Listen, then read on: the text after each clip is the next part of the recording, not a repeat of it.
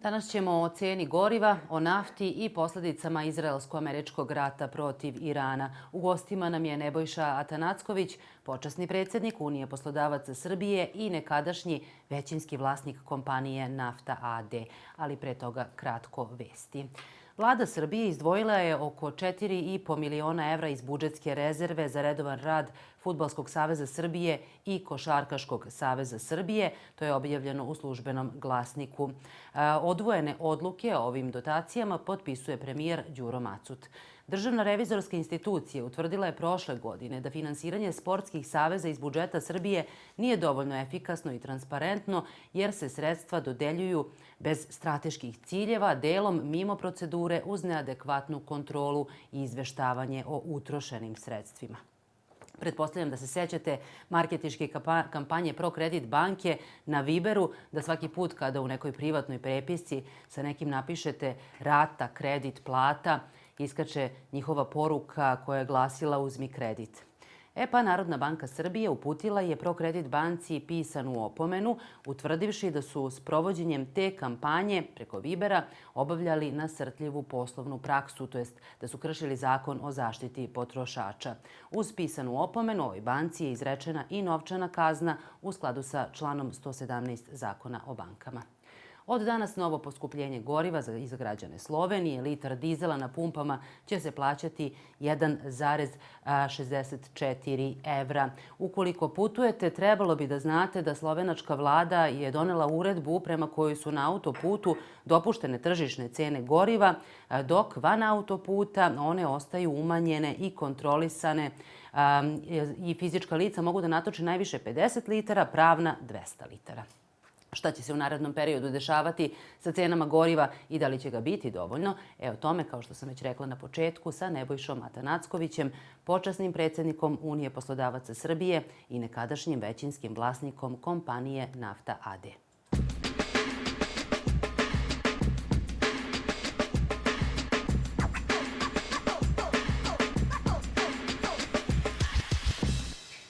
Gospodine Atanackoviću, mnogo vam hvala što ste izdvojili vreme za gledaoce emisije Nova ekonomija danas.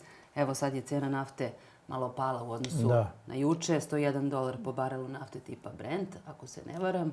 Ali od početka konflikta cena je rasla. Sećate se one poruke Irana upućene Sjedinjenim Američkim Državama kad su rekli da se spreme na cenu nafte od $200 po barelu. Šta bi značilo ako bi se to obistinilo i koliko je realno da se tako nešto desi? Pa da vam kažem, zaista mi smo živjeli više od godinu dana u neizvesnosti koja je bila uglavnom samo naša neizvesnost vezano sa vlasništvom NIS-a i slično, sa licencom za dozvolu za rad koja se stalno produžavala. Međutim, sada ta naša neizvesnost je postala i svetska neizvesnost. Znači, dodali smo još jednu neizvesnost više.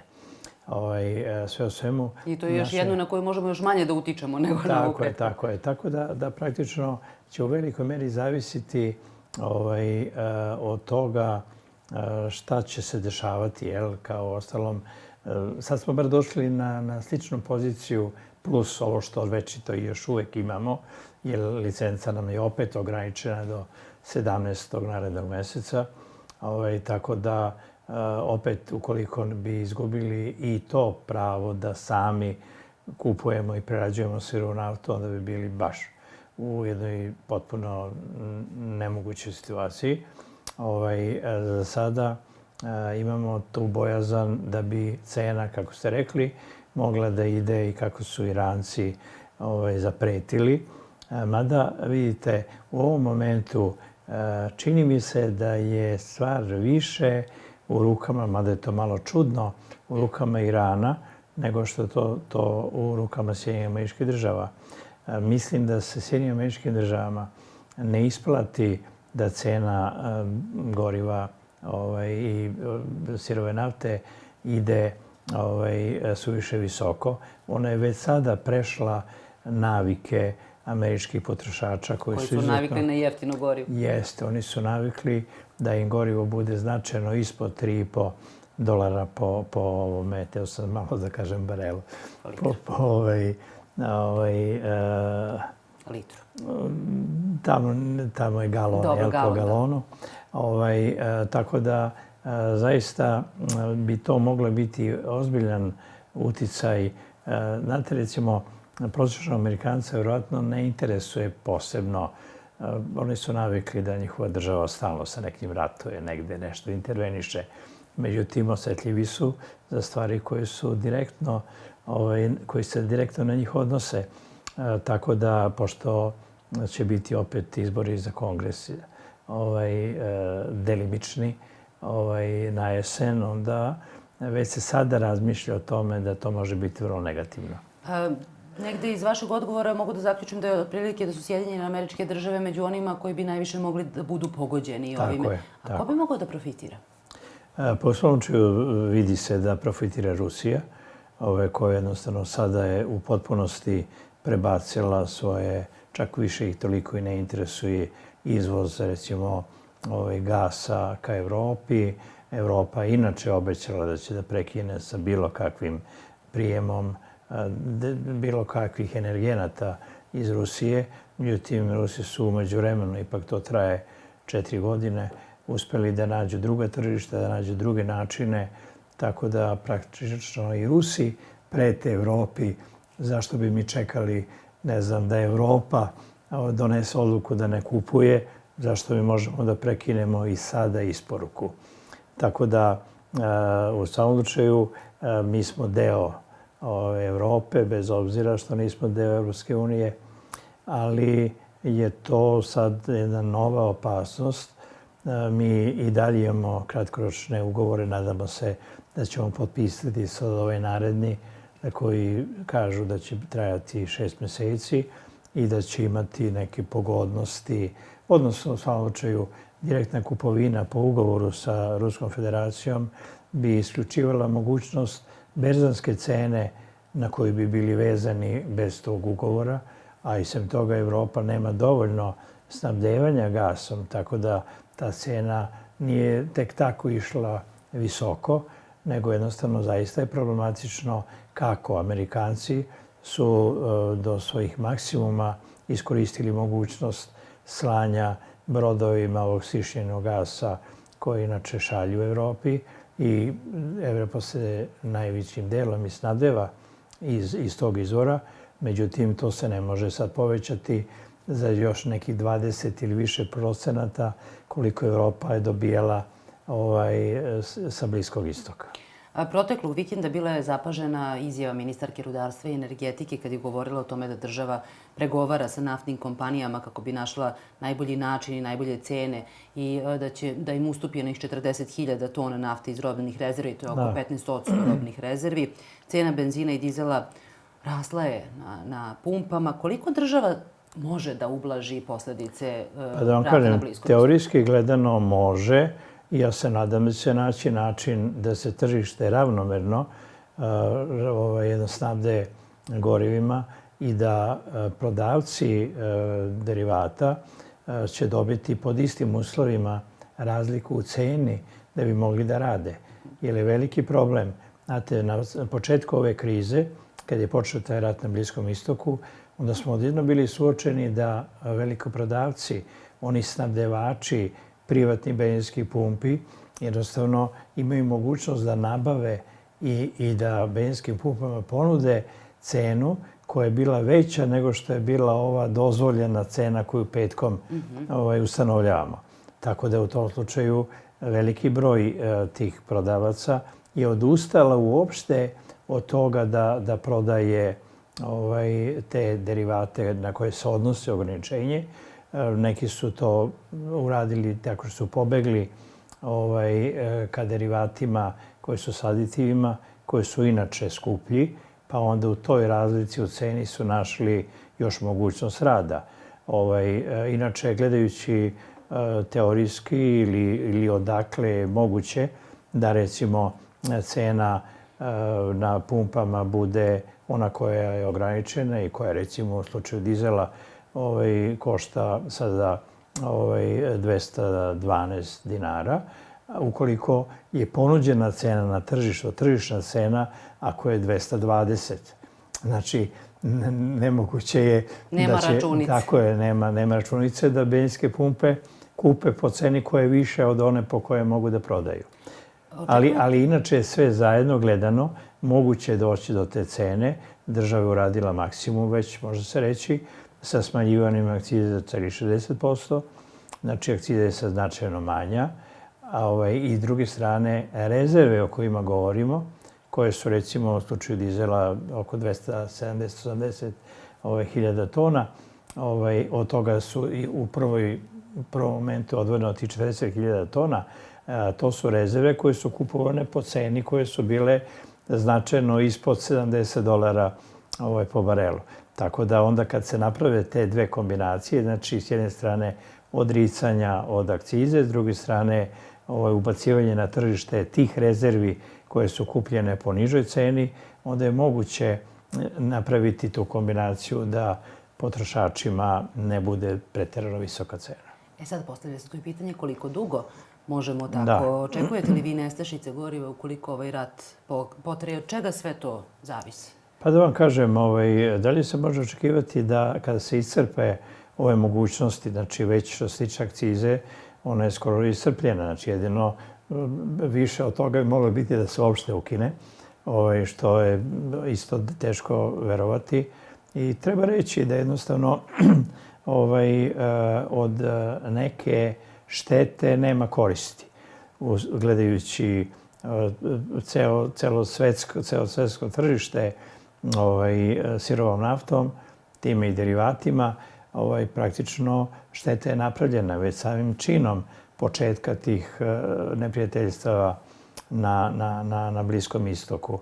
Tako da od te štete ne može biti korist, ali sad zavisi od toga koliko će ta šteta da potraje.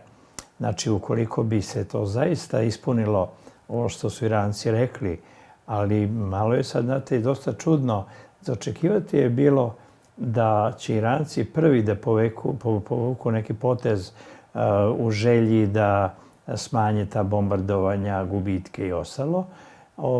Međutim, ispada da su prvi potez povukli Amerikanci, koji jednostavno iz ovog napred što sam rekao nemaju interes da dalje tu ostaju, pre svega imaju materijalne troškove zadržavanjem tolikog brodovlja, ispaljivanjem tolikog broja raketa i tako dalje. Znači imaju taj trošak, ali isto tako imaju i politički problem, jer ne samo da raste cena benzina, oni su osetljivi na benzin više nego na dizel, da raste na benzina, nego problem je u tome što veliki deo, da ne kažem ona suprotstavljena politička stranka, demokratska, nego i veliki deo naroda, bez obzira za koga su glasali, smatraju da to Americi ne treba i da to nije američki rat, mada ispada da zaista nije. To je u stvari izraelski rat od samog početka, a Amerikanci su se u to upetljali misleći da će biti mnogo jednostavnije. Međutim, Iranci ispada da su mnogo tvrđi orah nego što bi se to moglo očekivati. Tako da sad od njih zavisi kada će da oslobodi Ormonski moleuz i kada će da prestanu sa daljim gađanjem raketama i zemlje koje su tu u okruženju na kojima se nalaze američke baze. Hajde da se vratimo još malo na situaciju kod nas u Srbiji. Ministar poljoprivrede Dragan Glamočić izjavio je pre nekoliko dana da poljoprivrednici i da svi građani Srbije mogu da budu mirni. Kako je on rekao je da ništa neće poskupeti, da neće biti nestašica. Ako ova kriza izazvana sukobom na Bliskom istoku potraje nekoliko meseci, je li realno da se to desi? Poskupljuje nafta? Pa, da vam kažem, znate, recimo, postoje tu neka pravila. To je da možemo mi ta pravila da primenimo i na ličnim primjerima. Uglavnom, oni koji su najslabiji, oni najgore prođu. Znači, također, veće zemlje, odnosno bogatije zemlje u slučaju Europske unije, imaju mnogo veće rezerve, mnogo veće mogućnosti da finansijski istrpe takvu neku krizu. Što se tiče Srbije, mislim da takve mogućnosti nisu u toj meri prisutne. Pronađeno je rješenje i kako smo čuli i od predsjednika da imamo rezerve za 90 dana, doduše to je već prošlo nekoliko dana, ali u principu ova formula o kojoj sam rekao, znači maksimalno smanjivanje akcize, što je već primenjeno, rezerve koje su kupovane po nižoj ceni, sve će to biti moguće ostvariti u ovom nekom periodu, znači govorimo o 3 meseca. Međutim, u međuvremenu ćemo morati nabavljati sada sirovu naftu i pod uslovom da NIS nastavi da radi po višim cenama, tako da će sad to već samo da implicira povećanje tih cena koje ćemo u međuvremenu verovatno morati da povećavamo. Ali dobro, za utehu i druge zemlje će biti u toj situaciji, čak ako vidimo, mada još uvijek zemlje našeg okruženja nisu došli do naših cena, što je opet na neki način pozitivno. Znači, one će morati doći na te cene ako mi budemo uspeli da cene ostavimo manje više na ovom nivou. Evo sad ste drugi put pomenuli NIS. Malo pre, kad smo počeli razgovor, rekli ste da sad na taj naš problem sa NIS-om koji smo imali u proteklih godinu dana, malo više od godinu i 3 meseca. Da, malo više od godinu dana se nadovezala ovaj globalni problem. Danas je trebalo da bude taj rok za prodaju ruskog udela u naftnoj industriji Srbije. Evo, očekujete li da to može da bude problem?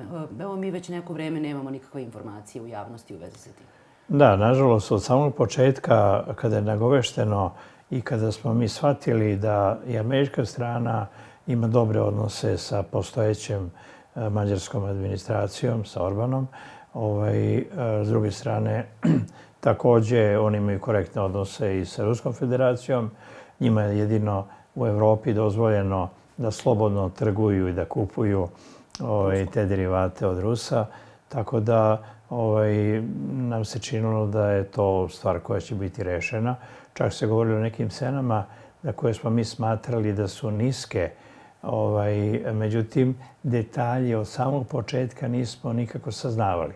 Sve je to bilo nezvanično i tako se načulo. Jeste MOL sa arapskim partnerom? Jeste, da. Onda dalju komplikaciju je izazvalo recimo to. Kako će Mađari, mada još uvijek nisu završili posao, da nam prepuste 5% akcija, a onda se tu pojavila i mogućnost da sad ne znam više kako i ko umeša od arapske strane, tako da jednostavno je to od početka bilo sa nedovoljno informacija.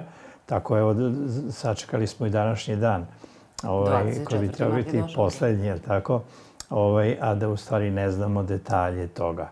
Ne mora da nas interesuje po kojoj ceni, ali ipak nas interesuje ovo ostalo, gdje smo tu mi, jer praktično, bez obzira na vlasništvo, čak nije toliko ni važno čije je vlasništvo, ali je važno, recimo, relativno, stabilno snabdevanje, veliki broj zaposlenih koji radi u sistemu NIS-a i slično. Znači, praktično, tu 2-3 strane razgovaraju o ključnom, jednom vrlo važnom interesu za Srbiju. Tako da, mimo svih ovih interesovanja koje imamo za taj ukupan problem snabdevanja energentima, to je izuzetno važno da znamo šta i kako. Je li jeste neki signal to što je Amerika produžila licencu NIS-u do sredine aprila? Pa u slučaju to je pozitivan signal, jer inače da nije došlo do produženja kao što je došlo, onda zaista to bi značilo da sankcije važe i ono sve ostalo što smo već imali više od mjesec dana u prethodnom periodu. Ali svejedno, malo je apsurdno da taj rok je ipak bio duži i on je, kad je postavljen, ima možda i 6 mjeseci, kada je prvi put rečeno da će to biti 24. mart. Tako da malo je čudno da umeđu vremenu, u stvari prvih mjesec dana, možda i 2, uopšte se ništa nije dešavalo. Svi su se pravili ludi i Rusiji i potencijalni kupci. A onda posle toga, priča je neizvesno što nam se čini